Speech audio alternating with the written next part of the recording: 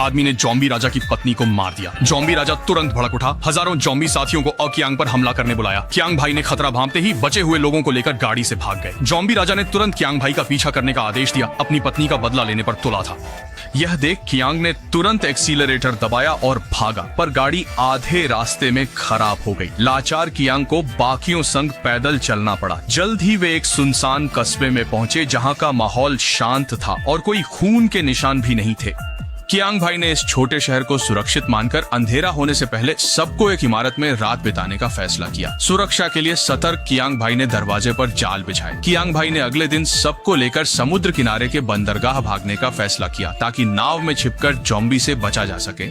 उन्हें पता नहीं था कि जॉम्बी की सेना गंध सूंघकर उनका पीछा कर रही थी। अगले दिन छत पर स्केचिंग कर रही शियाओया ने झाड़ियों में हलचल देखी। वह सबको बताने उठा, पर एक जॉम्बी अंदर घुस चुका था। शियाओया ने तुरंत पिस्तौल लोड की, पर बगल से एक जॉम्बी उछला और उसकी बंदूक गिरा दी। शुक्र है शियाओया ने ज़ॉम्बी को आसानी से निपटा दिया।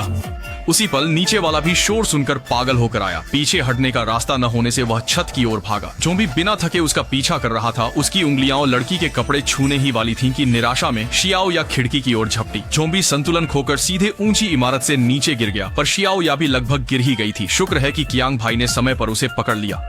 कियांग भाई जानते थे कि दूसरे जॉम्बी करीब आ चुके हैं, इसलिए तुरंत सबको लेकर बंदरगाह की ओर बढ़े। पीछा कर रहे जॉम्बी ने भी कियांग भाई के बिछाए जाल को सक्रिय कर दिया। दर्द में जॉम्बी किंग पूरी तरह भड़क उठा। उसने उन्हें फाड़ डालने की कसम खाई। कियांग भाई जानते थे कि जॉम्बी सेना जल्द ही उन तक पहुंच जाएगी, इसलिए उन्होंने पास के एक सुनसान हवाई अड्डे पर किस्मत आजमाने का फैसला किया। अगर उन्हें उड़ने लायक विमान मिल जाता तो वे जॉम्बी से आसानी से पीछा छुड़ा सकते थे।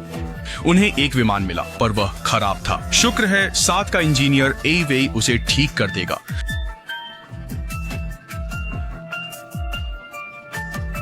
मरम्मत के दौरान कियांग भाई शियाओया को ऊंची जगह पर निगरानी के लिए ले गए ताकि जॉम्बी के अचानक हमले से बचा जा सके। लेकिन 1 घंटा बीत गया। अवेई का विमान अभी भी ठीक नहीं हुआ था और कियांग भाई ने अचानक देखा कि जॉम्बियों की एक काली भीड़ तेजी से बढ़ रही थी। दोनों घबरा गए और विमान की ओर भागे, लेकिन जब वे पहुंचे तो विमान अभी भी ठीक नहीं हुआ था और जॉम्बी बहुत करीब आ चुके थे।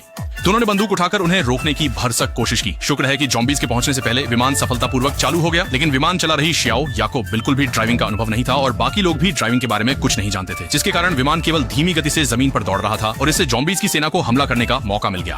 तेज जॉम्बीज ने विमान को पकड़कर कियांगे पर हमला किया। कियांगे ने रेत के बोरे जैसे मुक्कों से उन्हें पीटा, पर जॉम्बीज की चमड़ी मोटी थी। अंत में सच्चाई से ही काबू हुए। पीछे जॉम्बीज का झुंड पीछा कर रहा था। शियाओया ने घबराहट में गलती से विमान को और तेज कर दिया और वह जमीन से छूटकर हवा में उड़ गया, जिससे पीछा करने वाले जॉम्बीज से छुटकारा मिला।